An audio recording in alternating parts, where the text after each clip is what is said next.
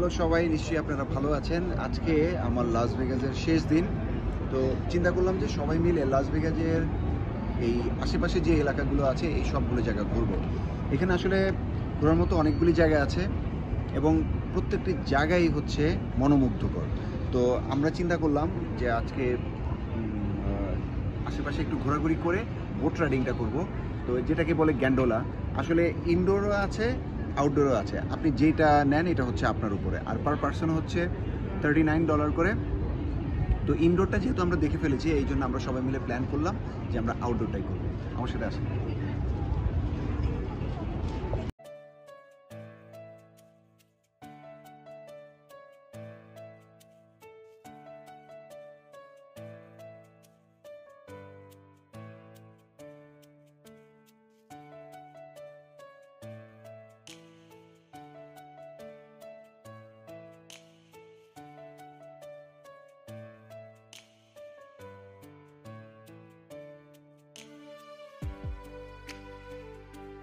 একটা কনফিউশন ছিল যে বাইরেরটা রাইড নিবো নাকি ভেতরেরটায়।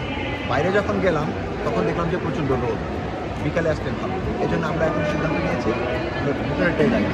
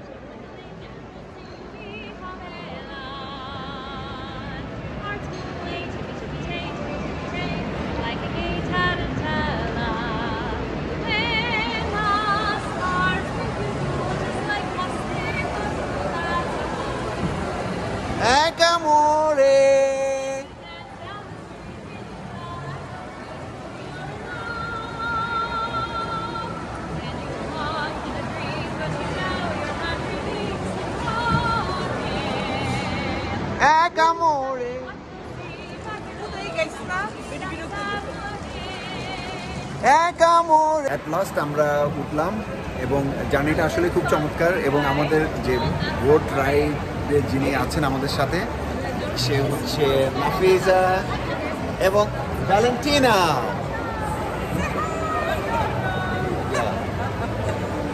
সো ভ্যালেন্টিনার সাথে আমরা বোট রাইডিংটা করছি। এটা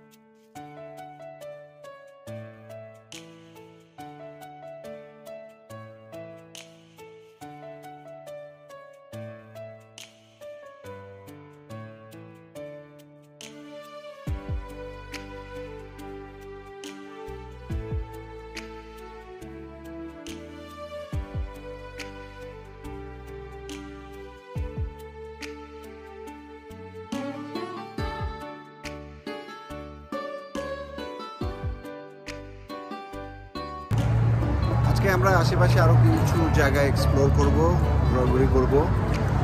একটা জিনিস বলে রাখি, লাস ভেগাসে আজকে প্রচণ্ড তাপ। বেসিক্যালি এই সামার সিজনে এখানে প্রচণ্ড গরমই থাকে। আজকে এই মুহূর্তে প্রায় 108 ডিগ্রি ফারেনহাইট আছে। আমি একটু এই জায়গাটা ঘুরে দেখাচ্ছি।